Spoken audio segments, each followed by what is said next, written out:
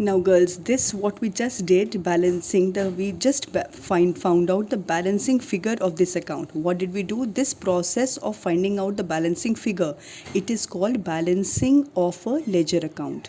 Girls, all the ledger accounts, after furnishing the ledger accounts, after updating the balances, the contents in the ledger accounts, all the accounts have to be brought to a conclusion. The conclusion is this: the larger side is totaled and the shorter side total is subtracted from the larger total. This process is called balancing of the account. I told you this balancing requires, that means this is the cash that is received, this is the cash that was paid. We paid 700, we received 100. That means what is the excess of the payments are in excess by rupees 600.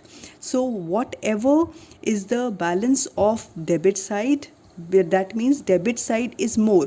Whatever is balance, in case balancing figure comes on this side, that means the credit side is more. In case this balancing figure comes on this side, that means debits are more. Now what do we write on the debit, on the balancing? The last line that is recorded with the balancing, that is called balancing of the accounts. Balancing of the accounts, when we balance the personal accounts, we maintain Sohan's account, Mohan's account, CGM account, Tata's account, any such personal account of any nature, representative personal, natural personal account, any type of personal account. When we maintain, the balancing of the personal account is done with the words using to balance carried down or by balance carried down.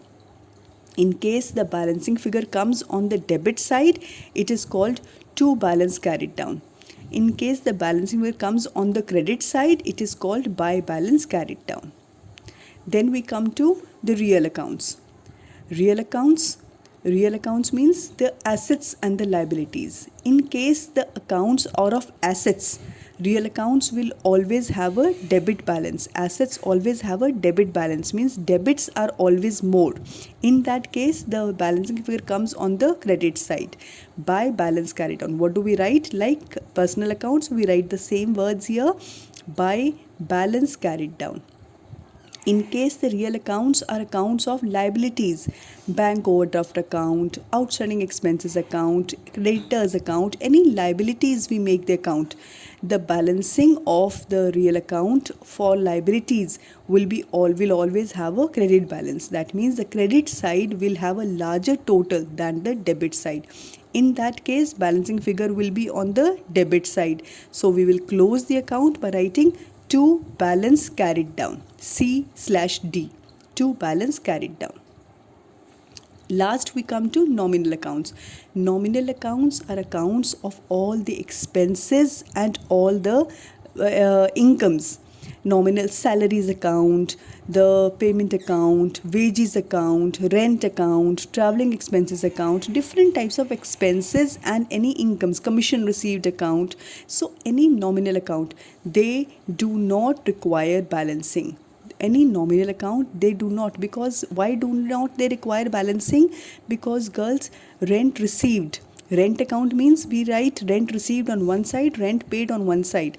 There is no connection between the payment of rent and receipt of rent. Rent received is from different parties, rent payment is to different parties. There is no balance that we can draw, no conclusion that we can draw. So nominal accounts do not require any balancing. We leave the nominal accounts for balancing. We do not require any balancing here. Are we clear with this? I repeat, the personal accounts, to balance carried down, by balance carried down.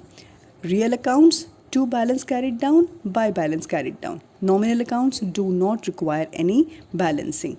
They are not balanced at all. Now after we balance the account, we close the account by writing to balance carried down. That is the last line. Suppose we write to balance carried down. This carried, that means we close this year with this line, with this statement, to balance carried down of that Sohan's account, to balance carried down. That means this is the balance that is carried down to the next period. in the next period, when we start this account, that suppose Sohan's account, we start that account, it will start with that balance only. It will be called to balance brought down. We open the accounts with B/D, brought down balances. We close the accounts by C/D, that is carried down balances for all the accounts. Whatever we close with, we have to open with the same amount next year, but the balance, the word in the balance change, closing balances are called C/D, balance carried down, and the opening balances are called B/D, balances brought down. Always, the balances always are brought down. Now, the next thing after balancing of the accounts comes to the compound entry. Now, what is a compound entry? We have done that in journal. Compound entry means the entry where more than one accounts are either debited or credited. It can be debit or a credit. A compound entry means more than two accounts are affected, more than one debit or more than one credit. How are compound entries posted? How will they be taken into ledger accounts? Here, as many accounts are there in the journal entry, as many ledger accounts will be formed.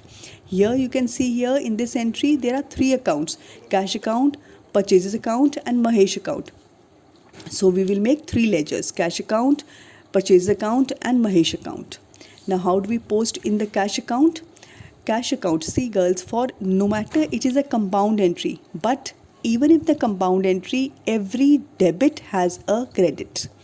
Cash account is debited, Mahesh is credited. What we are going to trace is what is the credit to this debit and what is the debit to this credit. So the connection between these two things are cash to Mahesh. Next is purchases to Mahesh. One more could be that Sohan to Mahesh. So whatever, discount to Mahesh.